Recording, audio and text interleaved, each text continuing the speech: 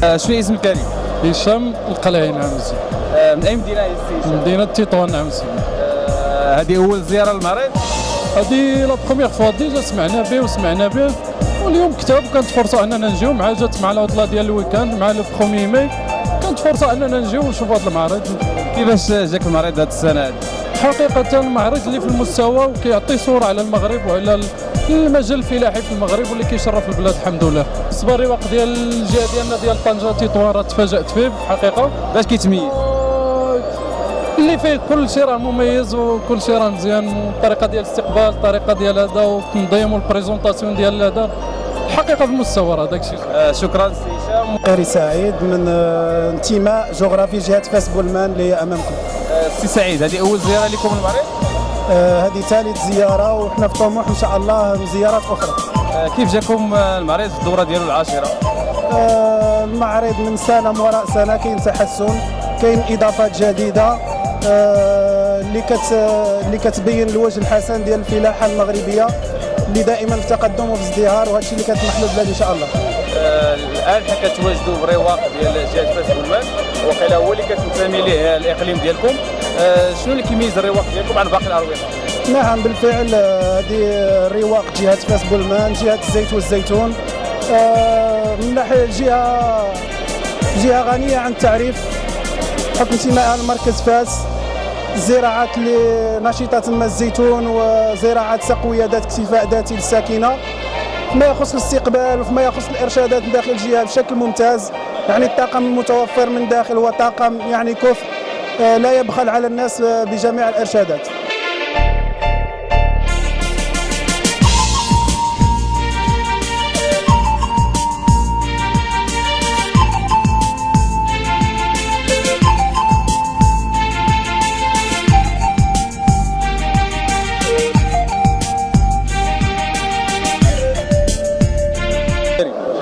عدة مصطفى.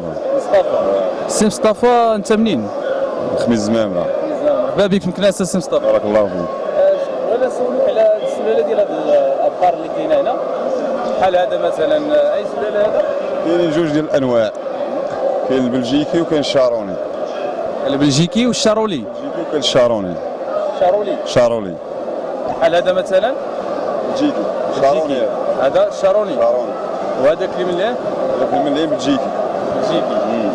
وتقريبا نفس السلاله فيهم كاملين. بحال كاين تا فرق. تقريبا شحال من سنه عنده هذا مثلا؟ عنده 26 شهر. 26 شهر. وهذاك اللي من ليه تبارك الله كبير شي شويه. من ليه عنده 32 شهر. 32 شهر. كيفاش جاتكم دورة هذه السنه من المعرض الدولي للفلاحه؟ مزيانه. السلام عليكم. عليكم السلام خويا. شنو الاسم الكريم؟ محمد عبد محمد. سي محمد، هذه اول زياره لكم للمريض ولا صافي درتوا المريض؟ لا حقا جينا في الدكانه كنشاركوا كل عام كنشاركوا في المعرض. وكاله؟ انا بلاصه الوكاله. خميس زمامره. خميس زمامره عملت دابا النهار.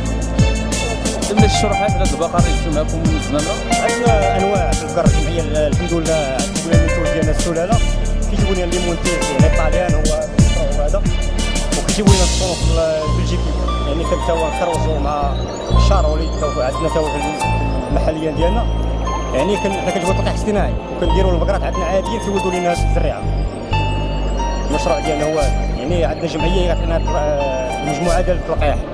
التربيه من اي شهر؟ من تقريبا من الولاده لاي شهر؟ يعني كنضربوا البقره حنا في 9 شهور كنعطينا زياده، يعني 3 شهور حيدوا من الحليب كنبدا نحلفوا به نعطيو شويه ديال المرار شي باش كيعطيك الانتاج ديالو الفعول ديالو. شكرا سي محمد على هذه المعلومات والى فرصه قادمه ان شاء الله. شكرا اخويا.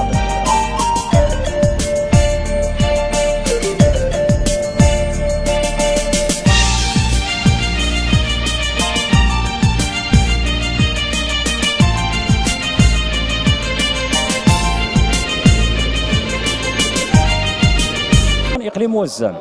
شنو النباتات اللي كتزرعوا او المنتوجات اللي كتزرعوا؟ حنا كنزرعوا يعني اضافه الى النبات اللي كاين في المجال الغابوي اللي هي كتمتع بها اقليم وزان، ضفنا واحد الاضافه ثانيه هي نبته ستيفيا اللي هي جديده دخلناها المنطقه. يمكن لك تعطينا شي معلومات هذه نبته ستيفيا؟ كاين نعم سيدي نعطيكم عليها معلومات. هي واحد النبته يعني من الفئه ديال السكريات، يعني كتصلح بزاف الناس اللي هما مرضى السكري والناس اللي عندهم الضغط المرتفع والناس كذلك اللي كيديروا الريجيم. حمود اول مره تجي حمود المريض؟ ها؟ كي جاك المريض هذا العام؟ زوين. العام جيتي يا محمود؟ مع بابا.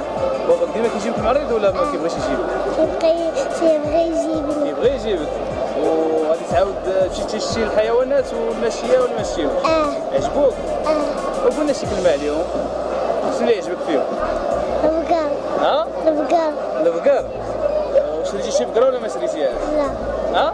لا. وقول باباك شريك شي بقره. واخا. ها؟ واخا. واخا. شكرا السي محمود.